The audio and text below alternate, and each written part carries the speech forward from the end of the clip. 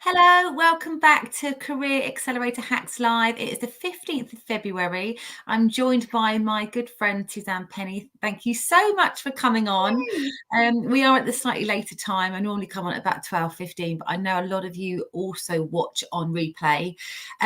Suzanne, I would love you to be interactive, so please do use the chat. Please use this as an opportunity to connect with each other.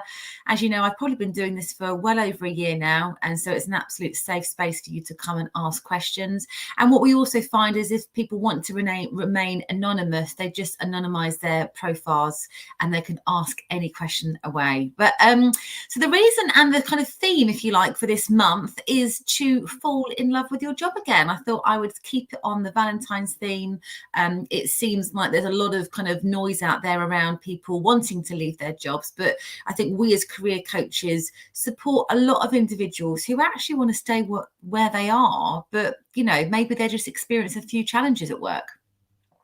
Absolutely. Yeah, it's ultimately where people don't feel aligned in some way, whether that is that they feel stuck, fed up, bored, something has happened with that motivation. I don't know about you, Sally. I also found people who were coming to me because their employer wasn't very supportive over lockdown, or they weren't particularly supportive last year with supporting their well-being and working remotely. And then, of course, we've also got the other aspect of the job market where people have been out of work for a considerable time and looking to get into work again. So we've got really different groups of people at the moment. Yeah, It's a pleasure to be here. Yeah, and like I said, keep it interactive, folks. I did a LinkedIn Live yesterday. I don't know if I can't see the chat. Can you, Sally? I can, but no one's popped on yet. But yeah, no one's popped on. So yeah. Okay, yeah, we couldn't see the chat yesterday, so there was no interaction. But feel free to ask any questions. Let us know that you're here. Yeah, and if not, we'll just natter away for the next half an hour. Exactly. So, Suzanne, for those of you who don't know you, who they must know now, because we must have done this about 3 or 4 times now, who are you and what do you do?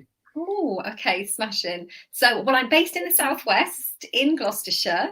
I'm a career coach and I have a huge passion for supporting with resilience and well-being. I weave life coaching into my career coaching, but I'm a career coach and I support, as you do, Sally, people through redundancy and also to find career happiness.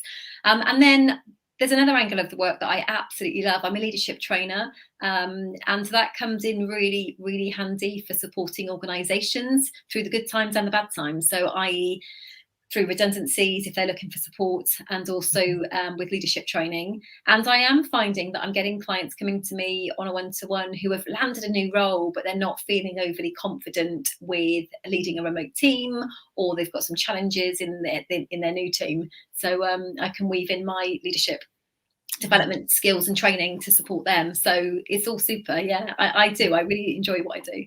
Oh, fantastic. And you do too. You're amazing at what you do. You're loving it, aren't you? I don't know if I'm amazing, but I absolutely love it. I think it's that real kind of people element, having worked in recruitment for 20 years, it's that real people element that I think kind of keeps me engaged and just helping people. I think it really is just seeing their transformation. I did my NLP training last year, neuro-linguistic programming, and to be able to work with individuals from a mindset perspective and really kind of that change work is as rewarding for me as it is, I'm sure, for them. It can be quite life-changing, and they're very simple things. I think the point I always try to make when I talk about my coaching is I'm not telling these individuals anything that they don't already know. All the change is already within you. You've just got to unlock it. And sometimes being able to have the space and time to really try and tackle some of these challenges, which is what I really want to talk about today, can really make such a big impact in terms of your overall well-being, which I know that's something that we are really, really passionate about. So I just thought we'd start off today by talking about some of the common reasons for someone who's in work, some of the common reasons that people come to us. So why are they dissatisfied? And they can be a real range. So if it's people in work, it's usually because they feel stuck in some way. They feel stuck. And maybe that's because they have just realised that what they do doesn't really light them up anymore. It doesn't give them that satisfaction. Sometimes it can be because our values and our motivators change, and they don't, what is important to you now, especially coming out the other end of the last couple of years. Some people are just thinking, I want more, or I want to have a bigger impact, or I want more flexibility to see my family more. So those values and motivators change, and then they want to obviously reassess where they're at, what's important to them. And you can. Some people will naturally have an idea of exactly what they want to do, whilst others it's, or they're going around in circles with different ideas, or they don't actually know, as you know, Sally, they don't know what their skills will enable them to go on and do. So, and I'm a believer that you can do anything. You literally can completely change your career, and you can. But some people want guidance, just like I'm going to go to the gym to try and target an area of my bingo wings or something like that. I've done it before. I've just literally gone onto a treadmill and just tried to tone up, or I want to target a specific area. But I also find, and I know you'll find this too, and I found this example on the weekends hugely, where a dear friend of mine said to me, I'm so unhappy in my career, I so want another job. But actually, when we really talked it through, there were major areas of her life that she wanted to make changes with. So sometimes we focus purely on that career, but otherwise the bigger picture. And I think that's where sometimes our work becomes more life coaching, where we look at life coaching models as well as career coaching, because it's not always that one aspect. I think that's a really kind of valid point, because a lot of the work that I do, I run a program called A Change in Direction, which is focused towards people who do want to try something new, feel unaligned, or, with what they're currently doing. The point that you made earlier in regards to people really reevaluating what they want out of life, that is widespread. That is something that the pandemic has taught all of us, hasn't it? And it's not to say that you should have all the answers now, but there is something that has been triggered in all of us to kind of search for a different meaning to something, isn't there? I think, we can all kind of hand on heart say that. But you're right in terms of when we are in a position of vulnerability in our work, and let's face it, we do work a huge amount of, a huge proportion of our available time. It's easy to think that work is the issue, when actually, it really just makes up one aspect of our life. I appreciate that financial security, almost identity gets woven into what we do in our workplace and in our jobs, but you can, to be objective around the decisions that you want to make as an individual. And I think this is the advice that I would give anyone watching, is do try and compartmentalize that. If you have a lack of confidence, say in the workplace, is that throughout your whole life? Maybe is there work that we can be doing, to focus confidence that is going to impact every aspect of your life, not just your job? So there is some kind of deep work that, it sounds awful saying that, but do you know what I mean? There is some the kind of change work that we can do. But talk to me about, feeling undervalued, people who are coming feeling undervalued. What advice would you give to them in terms of, the conversations they can be having in work? I think for me, it's have those conversations. If you feel undervalued, it's really having a think about how you can have that conversation with a manager to let them know how you're feeling. Especially right now, we're in this hybrid or remote world of work where managers don't realise sometimes. And it may well be that if we think the pressure that managers have had on their shoulders in terms of supporting their staff with mental health and well-being, as well as they've had to adapt to lead a remote team. So it may be that they don't realise, and I think that's the key, is to have that conversation first. And I'm sure, and I know firsthand as well, when I have felt undervalued or felt stuck and wanted to look for something else, and then I got to the point where I resigned from a really great job, and my manager was like, Suze, why didn't you tell me? Right, Yes. let's do something about it. And then the counter offers coming, and you think, oh, I wish I'd actually bought this up beforehand, because now I feel really valued. So a lot of companies right now are wanting to retain their staff because of staff shortages. They want to retain their staff, and one of the things that they're investing in training and development and all of that stuff. But I would say anyone that feels undervalued, really think about what are the bits that you want somebody to know about why you feel undervalued. Almost rehearse having a little conversation. If you were going to speak to your boss, how are you going to let them know? But have that conversation. That's got to be key, right? Definitely. Absolutely. And I think as well, what I'm seeing on the market is we're coming out of a period where everyone was clinging on to their jobs through, you know, desperation, weren't they? They were clinging on to, they don't want to rock the apple cart, you know, they don't want, you know, to be in a vulnerable position when the market and the pandemic was really at its kind of peak, and employment levels were so high. And it was a tragic thing to watch. It really was. But I think what then happened is we spoke out less at work. We were less vocal of how we were feeling as individuals. And I have to say, from the other side of the coin, and this is a lot of the conversations I have with my clients, your boss, in whatever capacity they are, they're not mind readers, you know? And with it, there's almost kind of like this kind of this expectation that, you know, management, leadership, you know, the exec team, have to resolve everything that's going on for us. But if we don't give them the opportunity and we don't communicate with them as to what those issues are, how are they able to change them? And we see time and time again, both in our coaching, you know, worlds and the recruitment worlds that we've worked in, that counter offers happen all the time, because when someone has their notice in and it's completely out of the blue, the business doesn't want to lose them, you know? And it isn't just because they need them in that job. It's because they genuinely think that the individual does add value. So I think there's a huge disconnect, and it all comes down to communication. And I do appreciate that communication is a two-way thing, but we have to be responsible for the way that we communicate as individuals in order to share our views, I think. Yeah. And it's having that, it's feeling empowered and confident to be able to have that conversation. And I think the key bit is you'll feel much better for getting it off of your shoulders, much better for then being able to give the employer the opportunity to see if anything is improved. And then if things don't improve, at least then you know that you've voiced that, you've got it. You've got it out there. And I've seen clients who, once they've actually had that conversation, things have been so much better, and they've actually become really, really happy. And they say, I'm so glad I didn't leave that particular role. And otherwise, you also get clients that will say, I've voiced it. They know, I've told them a good few times now, nothing's going to change. So then they're really confident to then look elsewhere.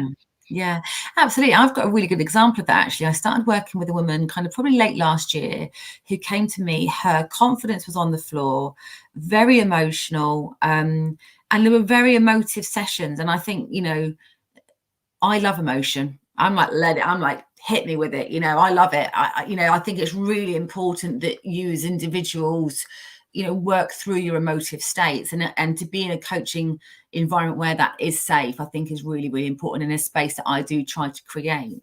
But she'd come to me at the end of her tether, felt undervalued, underpaid, really disengaged with her job, had been applying for loads and loads of other jobs and not getting anywhere. And that was impacting her confidence even more. And I said, right, step number one, let's stop applying for other jobs. Okay, let's figure out what it is that you really, really want to do. So we went back to those kind of values, you know, really reconnect with the values, what she was looking for out of her career, where she was looking for recognition, what was going to light her up. So she stopped applying for jobs. Then she took another month or so. She came back, because we had a set of 3 sessions. She came back, and I said, right, let's figure out what it is that you really want to do in your current role. So we talked about that, and we talked about how she could, you know, position herself to have conversations with her boss, or the rest of it, and have the confidence that it would take. And coming from a very vulnerable place, we had to really build up the confidence in order to do that. I then had my final session with her 2 weeks ago. She's aired how she feels to her boss. Her bosses said, we absolutely don't want to lose you.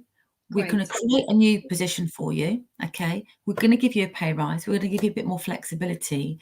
And off the back of that, she now feels so confident and so valued that there's also another element of her job around diversity and inclusion, that she really wants to be the diversity and inclusion kind of representative for her particular part of the business. And she now feels confident enough to go and do that. So she now feels like she's got an extra bit on her job, which has now changed, that she's really passionate about. And to me, that's like the biggest success story for her, because she now feels empowered, she feels unstoppable. And actually the business didn't lose her, which I think is also equally as important, because I think sometimes we jump from the frying pan into the fire. We try to run away from something without really know what we're running towards, you know? And it's really important.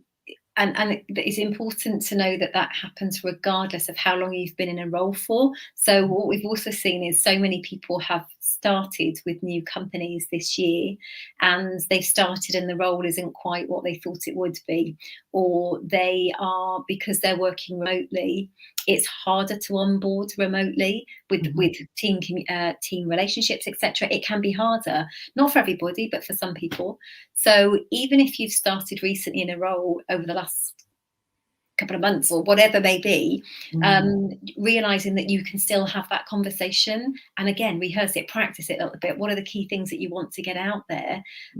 Because again, onboarding somebody virtually is harder than onboarding them face to face, where you have your coffee, you have a cuppa in the canteen or have a chat at the desk next to you. It's harder. And also, obviously, organizations have spent time and effort in the recruitment process. So if something's not quite right, the natural can be, it was missold, I'm leaving. And sometimes that happens. Sometimes there's a big lack of communication and it's just not right, and you know that pretty early on. But at the same time, if you do start a new role and you think something's a bit towards it, I'm not quite doing what I should be doing, then have that conversation, be really transparent, and let them know, because changes could be made then. And I want to just mention something, actually, because a lady reached out to me only last week who had just resigned from a new role. So she'd not been there long at all. And only a couple of months in, she was asked to line manage somebody, and she'd never line managed anybody before, and she didn't feel at all comfortable or confident to do that. So her natural reaction was, I can't line manage, I don't want to, I'm going to leave the job. And she handed her notice in, and I know she's now got another job to go to. But the key bit was, she didn't have the confidence when they asked her to step up, but I did. And this was just a lady that approached me on LinkedIn, and I did say to her, maybe they saw something amazing in you. Maybe they saw that quality in you to be able to then delegate that responsibility to. So but it was also a conversation of where she lost her confidence because she didn't feel supported. But it led to then leaving another role. But maybe had that conversation been had, maybe it would have been the confidence of, we see so much in you with this, and this, and giving that confidence, or giving some extra support to help transition into that role. I feel like I'm waffling, Sally. Am I waffling? No, I'm listening. I'm listening to everything you're saying. You're not what you're. When we stream live, I'm looking at you here on the screen, but then you keep looking up. I have to keep looking up at the camera too. No, but I'm kind of having a chat with you. It's great. But yeah. No, this is just us, isn't it? Right. So I've got a question for you, because I think, and this probably wasn't what I was planning on this session going down, but I think you've made such a good point there, and you talked about your leadership training. So if someone's watching this today or watching on the playback, and they think, okay, am I supporting my staff enough? So we're still working hybrid, or a lot of organizations are still completely working remotely. How can they, from a leadership perspective, ensure that their staff feel supported? Yeah, great question. And it's lots of things coming at managers at the moment, from supporting their well-being. I think one of the key things is connections with people, and having some team connections and team building. It's setting expectations from the start, and setting expectations of when, that if they are struggling, approach me, letting people know that they can approach you to have conversations around work, remote work, workload, whatever that is, and to reiterate, in terms of their key roles and responsibilities, making sure that that's really clear. What I am seeing, and it's great, is more companies are investing in learning and development, and also quite a lot doing that in back face-to-face or in cohorts to give people support. And I'm seeing it from a much more leadership and holistic angle, which is great to see. But it can be in training. I do think managers need to be equipped with at least some coaching skills. I think that's really important. But letting people know that the communication, even if the managers are not seeing them regularly, that they're still very accessible, and making sure that they are scheduling support, especially for people who are newer in that role. Yeah, absolutely. I think it is. I think it's about, for me, it's around connection. It's around those touch points, and those touch points probably being less formal, being, having almost that open door policy, even though you're not kind of, in an office together. I think that for me is really, really important. But also really, I think for me, it comes down to culture, and creating the right kind of culture where there is transparency, where people feel that they, are trusted, and they're able to contribute. It's where people come alive when they collaborate and they contribute. And you can be any type, any personality type, in order for you to be able to kind of tick one of those boxes, and I think that's what we lost somehow. And I think also kind of, I'm going around the house in a bit of this conversation. I think what also I'm trying to say is I think it's down to you as the individual. I love that phrase, I'm stuck in traffic. Like, you are the traffic. Oh, the work culture is really bad where I work. You are the culture. You have got as much impact, or you can make as much impact as the next person. So if you want to be treated with, integrity and respect, and you want to be trusted, then you need to demonstrate those values as well. And we talk about this a lot when we do, values elicitation with our clients. We talk about what's true to them and what their core values are. And then, are they living by those values? Are they living and breathing them? And if they're out of kilter, that's when we start to feel dissatisfied. So if trust is important to you, are you being truthful with your manager, with your peers, about how you're actually feeling? If you think that positive changes can be made, be the positive change. Don't wait for someone else to implement it. And then it's more about self-awareness and a bit of planning. So, for example, and I've done it for me too, where I've put a SWOT analysis up, or I've put my strengths, my development areas, the bits I want to learn, some projects I'd like to get involved in. And it's really taking control and saying to our managers, look, this is what I feel I'm really, good at. This is what I'd love to learn. What opportunities will there be coming up, or what opportunities are there now that I could get involved in? This is something that I'm doing in my role currently, and it drains my energy. Is there anything that I can do to be able to offload some of that, or and that's when we can look at things like the strengths within the team, and making sure that we're working with our team and using the strengths within that. So it's all great things to do, but definitely, Sally, being proactive in terms of where we are now, what we want to get involved in, are there any opportunities, and having those conversations to become, I call it a career activist, as opposed to a career activist. I love that. Yeah. I love that. And I think a lot of organisations are so scared about asking their people what they want, because they don't want to start like a revolt. But I think they have been. But I think I'm hoping that this last couple of years, and especially with retention now, because companies realise we need to retain our staff, I'm hoping that there will be more open transparency conversations. I hope that will be habit. And I also hope, and I am going to say this, I also hope the last year and a half is really going to make organisations, when they have the challenging times of redundancies, I really hope that they'll realise the importance of giving proper support and outplacement support, because everyone's seen those people that have been made redundant, how hard it can be to navigate the job market, on confidence, on well-being. So I really hope that organisations will see that huge value that it can have. Absolutely. And talk to us about your retreat, because I know yeah. So I set up a career retreat. Yeah, it's a redundancy and career retreat. I call it my career retreat.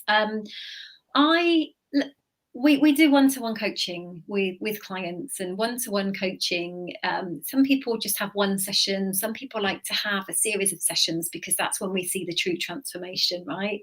But I wanted to make something affordable to those who may be in career transition, especially, and it can be that I've got people in the retreat at the moment who are working, who want to make a change, and I've also got people in there who have been out of work and are wanting to get something. So I set this up where you can pay monthly, and I'm really proud that there's 3 different payment options, but you get the same level of support. And somebody said to me, why did I do that? And it doesn't feel right to give people who are open to work, so you're not going to get that level of support if you come, you're not going to get that if you pay the least. So I've done it that you can pay to have weekly support. So I'm an hour and a half every week on Monday. Yesterday we did a really good one, and the feedback was amazing, and people who have been out of work have said, I didn't know some of this stuff at all, and it's going to really help. So that was great. And we've been doing things on clarity, confidence, values. We've been doing really how to get proper job searches set up and alerts to save hours trawling. We're doing interviews, techniques, proper interactive in breakout rooms. There's work to do in between sessions. And it's my way of, rather than just saying, here's a one-off workshop and you price it and you have a one-off workshop, it's more like, do you know what? Come in and get at least 6 hours of live support every month that's going to help you in your career, with your confidence, with navigating the job market, etc. So yeah, I'm proud of it. I'm running it as a trial until just after Easter. It's a 3-month one. People are still welcome to join. So if anybody watches this back and thinks, do you know what, that would be beneficial, but we come together every Monday, and it's that feeling of you're just not on your own. Oh, I love it. Community is at the heart of everything I stand for. And I think that does sound really, valuable in terms of actually what you get for your buck, Suzanne. It's really good. I don't just rock up every Monday and say, hi, let's just do a Q&A. I've prepped slides, breakout activities, I've got handouts. It's like coming on my training workshop. But we still have the time to celebrate successes and check in on everybody. But it's proper training where you can just pay per month. I'm really, Oh, well, I will put the link, or you can pop the link in the comments below afterwards, because I'm sure, that would be really, really useful for people. And I think and if anyone wants to get in touch with me just to ask some questions about it, you're very, very welcome to. I'm just going to say that. Well, I know you just come at it from a place of love and support, and I think that's the only thing you could ever ask for from a coach, that they actually come at it from a place of, from that place, and they really want to help. And you know what? It's new, so it's not like I have loads and loads of people, that it doesn't feel impersonal, and it feels like a really nice experience. I'm hoping it's feeling like a nice experience. And it does. It comes from a place of love. And I think I put on a post. There was one day I was like, I don't know if I can do this retreat. Will people come in, blah, blah. And the symbol of it is a butterfly. And the one day I said out loud in my house, I don't know if I can do the retreat, a butterfly flew in and next to me. And I just thought, I think it's a sign that I need to do it. I need to go out there. Who knows whether I'll continue to run them. But right now, I'm really enjoying it. Yeah. Good for you. And you know what? I was coaching someone earlier today, and she's like, oh, I'm really worried about, putting it all on LinkedIn. And I said, everyone's got to start somewhere. Everyone's got to start. Yeah, I think that's something that we should just mention to people. You and I have I mean, you've been amazing, and we're stepping out, we're stepping up, we're promoting our personal brands, we're contributing on social media. They stay, I think it's one, but then I've also seen 3%, between 1 and 3% of people apparently write content on LinkedIn. And I just would say to anybody, I think we are in this world of work where social media is not going to be going away, where you can, everyone is unique. We've all got our own stories to tell. We've all got our own passions. And it's really about making sure that you feel that you can promote your personal brands, because rather than just feeling, I think that's another confidence thing, isn't it? It's a lot of people suffer from, I don't have anything to say. What can I write? Does anybody want to hear what I have to say? I had a moment of it the other day when I wrote my first newsletter, and in the morning I had 1,000 people subscribe, and it's like, oh gosh, do they want to really hear? What am I going to put in the next one? But we just got to enjoy and know that we have got loads of knowledge and expertise to share. But yeah, I did. I had that. You know what? I'm laughing because you're like, you know, I wonder if anyone's got anything to say. I mean, don't read my posts. I go on about all sorts of stuff. You know, some of it you're like, what is she going on about? Others like might think, oh yeah, I really resonate with that today. So just, do you know what? Just don't take yourself so seriously. Just have fun with it, you know. Enjoy it. And I think it's sharing a mix, isn't it, of our expertise. It's sharing a bit of our personality. It's just sharing what we're interested in and passionate about. And you know, and I know that when you start doing that, you get people come to you who are influencers or who are, you know, you get clients, you get people come to you celebrating your success or asking you to get involved in things. I've had a phone call a couple of weeks ago with something that could become exciting, you know, and it's just like, well, let's have a conversation. That's all we're doing. And I think, and I still get people say, I'll only go on LinkedIn when I'm looking for a job. And that's just not the point of it. Or they'll say, I haven't networked for years, but now I need a job. Now I'm going to network. So it's just making sure that we're keeping our networks going in active, and that we are building our personal brands. Yeah, absolutely. Oh, we've had a couple of people message. Oh, thank you so much, Joe. Thank you so much. I love the idea of sharing a mix of things on LinkedIn rather than just business all the time. Absolutely. Absolutely. And also, Neil, thank you so much for contributing. Really important insight to the need to share thoughts with the line manager. No one can second guess. Of course, there should be a regular one-to-one in the diary, but the line manager's door should always be open to. Yeah, I absolutely agree. I think the more, and actually I love the idea of a one-to-one, Neil. And I do think that's important because I think that gives people the space. What's really important is when I was going to say there's something hits the fan, that those one-to-ones aren't the meetings that get moved, because they quite often do. Oh, I haven't got time for that today. That should be the most important meeting that you do that day. And also, you know, giving the person that you're having a meeting with the opportunity to write the agenda and it not just coming from the top down. So yeah, really important point there, Neil. So thank you so much for joining. Right, we're out of time, my dear. I know you've got a shoot. No worries. But I'm going to just do one really, really little quick one in terms of boundaries. I know we were going to talk about boundaries, and we put on the post to say we were going to talk about that. Just be mindful for anyone, if you do watch this back, and if you have been struggling with whether job search fatigue, whether you're just feeling overwhelmed in a current role. A lot of us now are working from home more so, and it's setting those boundaries. And I think I'm really, really bad, and I have been, and now I'm trying to set my boundaries too, in terms of checking messages, replying to messages in the evenings. First thing in the morning, we check our phones.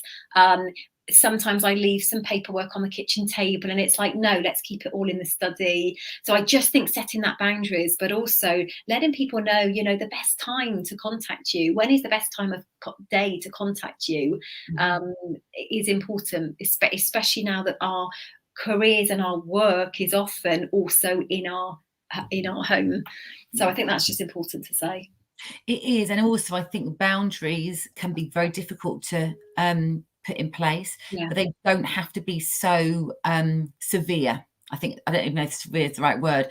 It can happen gradually. It doesn't have to be one to another. It can be like, right, okay, I'm going to try and reduce my diet time down 5 minutes a day, or try and say go out for a walk once a week to start with, twice a week. It's making those small changes that over time have a much bigger impact, and also might help with that feeling of overwhelm as well. So, but yeah, that's a great tip. So thanks, Suzanne. That's all right. It's been a pleasure, Sally. It's lovely to see you as always. And always to you. I'm sure we'll be doing this again soon. But yeah, thanks for your time and energy. I really appreciate it. See you soon. You're welcome. See you soon, folks. Bye. Bye. Thanks, everyone. Bye.